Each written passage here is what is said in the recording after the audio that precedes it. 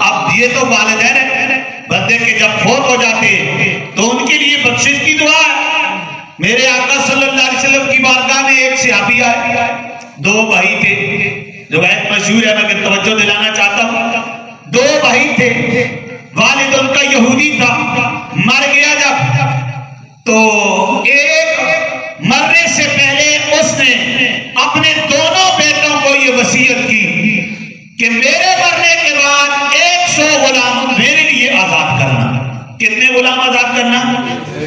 اب یہودی ہے، یہاں سے محدثین نے علماء نے یہ بھی لکھا کہ بھئی پہلے مذاہب میں بھی یہ تھا کہ جانے والوں کے لیے پیچھے کوئی نہ کوئی اچھے عمل کرتے اور وہ یوں سمجھتے تھے کہ ان کا ثواب جو ہے اس کا وہ ہمارے جانے والوں کو ملتا ہے۔ یہ پہلے مذاہب میں بھی تھا، تو ہمارے مذہب میں بھی ہے۔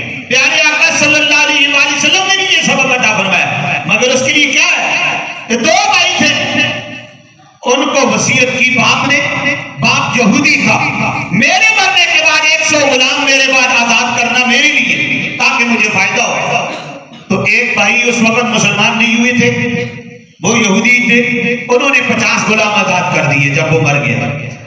دوسرے کو کہا کہ 50 تو نے آزاد کرنے، اب وہ 50 آزاد کرنے کے لیے تیار تو تھا، مگر پہلے کہا کہ ہمیں تو رب نے حکم دیا ہوا ہے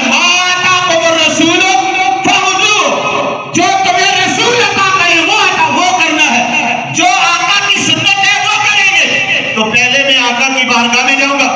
وہ آگئے میرے آقا محمد رسول اللہ صلی اللہ علیہ وسلم کی بارگاہ میں، آ کر عرض کی یا رسول اللہ صلی اللہ علیہ وسلم باپ یہودی تھا، وہ مر گیا ہے مگر وصیت کر کے گیا ہے کہ 100 غلام آزاد کرنے اس کے لیے، کیا میں اس کے لیے یہ عمل کروں اسے فائدہ ہوگا؟ تو میرے آقا صلی اللہ علیہ وآلہ وسلم نے جو جملہ ارشاد فرمایا، جو حکم ارشاد فرمایا، وہ حکم صرف ان کے لیے نہیں، قیامت ہر مومن کے لیے فرمایا۔ قال رسول اللہ صلی اللہ علیہ وآلہ وسلم لو کانا مسلمہ، لو کانا مسلمہ، وہ یہودی تھا، سرکار نے فرمایا لو کانا مسلمہ، فرمایا اگر وہ مسلمان تھا لآتتم عنہ، فرمایا اگر وہ مسلمان تھا اس کے لیے تم غلام آزاد کرو، اس کے لیے تم کیا کرو؟ یہ نبی پاک صلی اللہ علیہ وسلم نے ارشاد فرمایا کہ اگر وہ مسلمان تھا اس کے لیے غلام آزاد کرو، تصدقتم عنہ، اس کے لیے تم صدقہ کرو، اس کے لیے کیا کرو؟ صرف یہ نہیں کہ صرف غلام کے لیے، انہوں نے تو سوال غلام کا کیا تھا، غلام کا ہی نہیں جواب ارشاد فرمایا، غلام آزاد کرنا بھی بہت بڑا ثواب ہے، یہ بھی بہت بڑا ثواب ہے، مگر حضور نے فرمایا کہ سن لو دوستو، صرف غلام ہی نہیں، تصدقتم عنہ، اس کے لیے تم صدقہ کرو، اور تحجتم عنہ، یا اس کے لیے تم حج کرو۔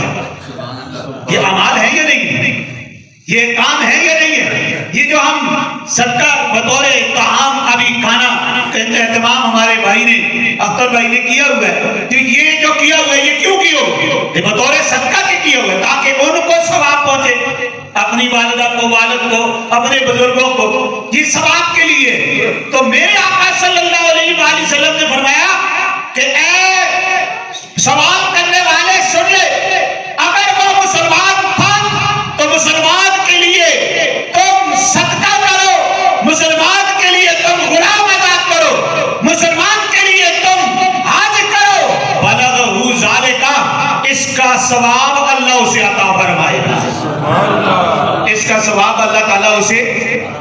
تو لہذا پتہ یہ چلا کہ بھئی اس طرح کے ہم جو اعمال کرتے ہیں یہ ہم نے اپنی طرف سے بنائے ہوئے نہیں ہیں۔